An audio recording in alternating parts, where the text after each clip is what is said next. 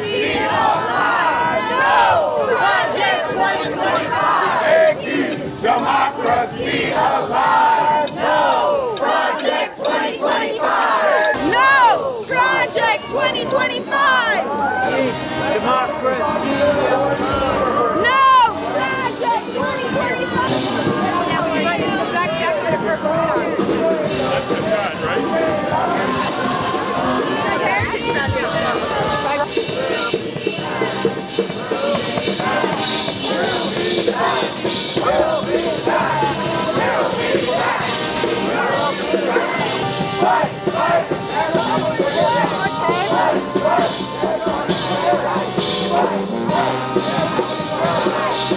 Heritage Foundation! Hazard to the nation! Heritage Foundation! Hazard to the nation! Heritage Foundation! Hazard to the nation!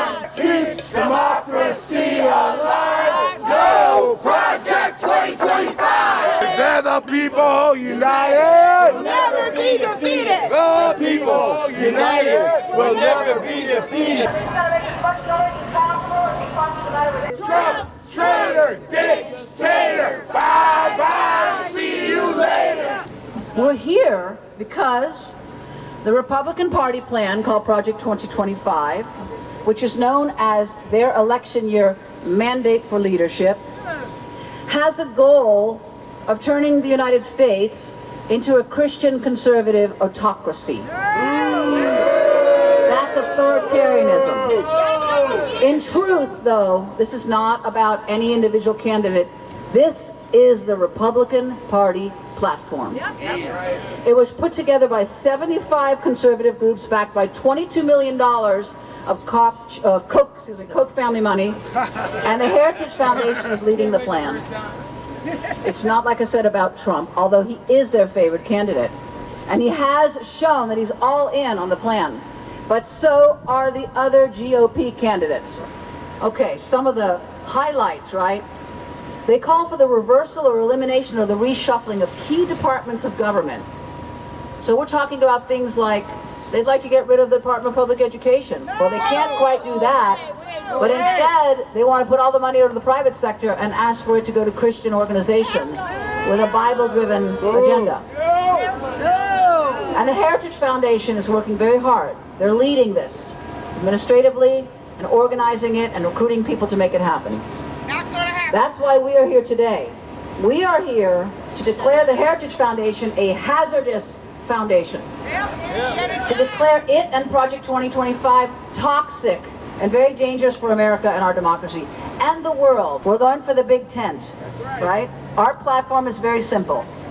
We believe in the Constitution and the fundamental freedoms that make our Bill of Rights.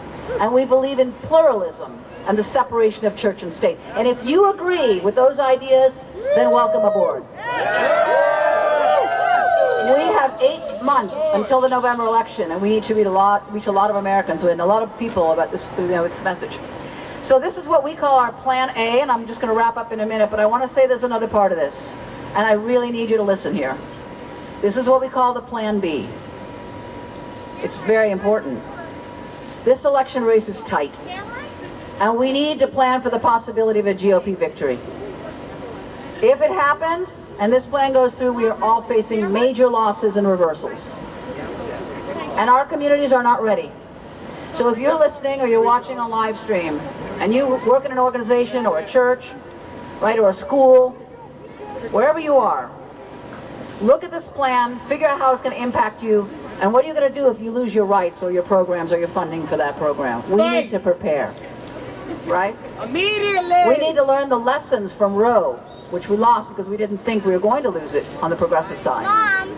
Or the backlash like Don't Say Gay in Florida, right? They would like to have a federal Don't Say Gay. They want to remove gay marriage and gay adoption and all the rights that we have. Right!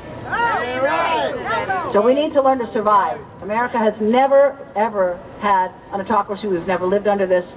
We've got a lot of work to do. They're coming for your rights! Fight, fight! They're coming for your rights! Fight, fight! They're coming for your rights! Fight, fight! They're coming for your rights! Fight, fight! We'll continue to organize our neighbors and register them to vote. and elect leaders at the state and local level to beat back against these attacks, to pass legislation that affirms who all of us are, that affirms our freedom, that affirms our desire for liberty, that affirms our diversity, but also affirms our unity as a country where all of us deserve to be equal and free and treated fairly and have systems that are just and treat us with compassion. That's what we're fighting for. But the Heritage Foundation, we can boo for that, knows that this is their moment, that they've spent decades working at the state and local level,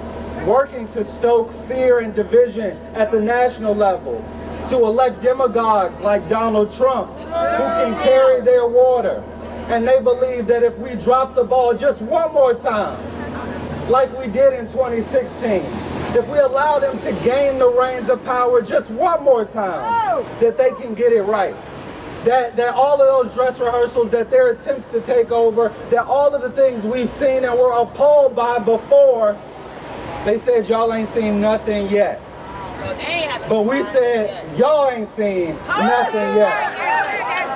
So let's keep fighting, ladies and gentlemen. Let's go back home and organize our neighbors and register them to vote and run for office and educate people on the ways that these institutions, that these big bodies in big white buildings, what they're doing every day to undermine our voice and our vote, and will do to undermine permanently our democracy if we don't step up right now. So are you with me? Are y'all with me? Let's go get it done. Are we gonna win? Are we gonna defeat heritage? Are we gonna save our democracy? Are we gonna win in 2024? Are we gonna be one nation in 2025? All right, let's go get to work. Love y'all.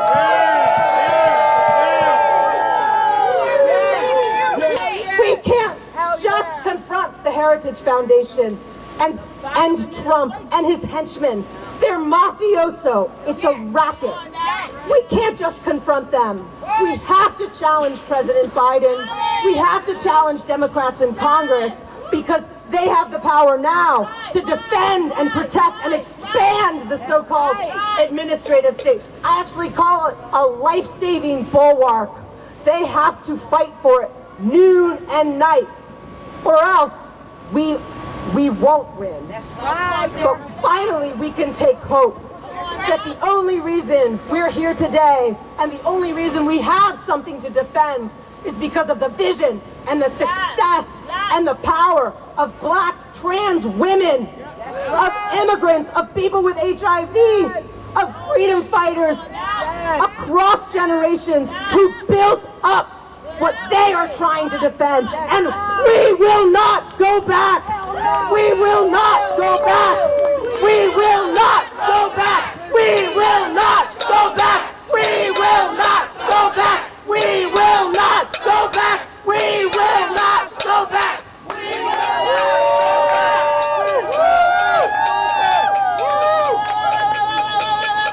I stand before you as an abolitionist, and a queer abolitionist at that.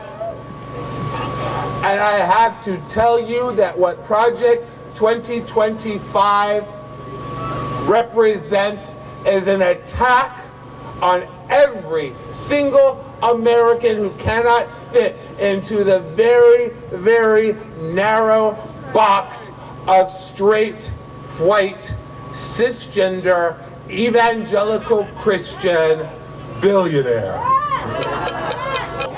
We need to meet them where they are. Hello?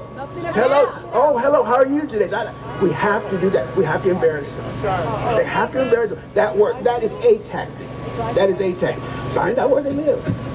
Find out where the office is. Go to their office. Get a couple of people to come and just stand there.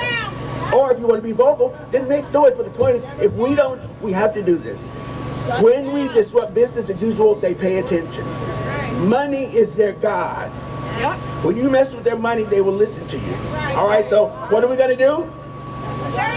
Shut it down. What are we going to do? And how are we going to do that? By what? Embarrassing their asses. Thank you.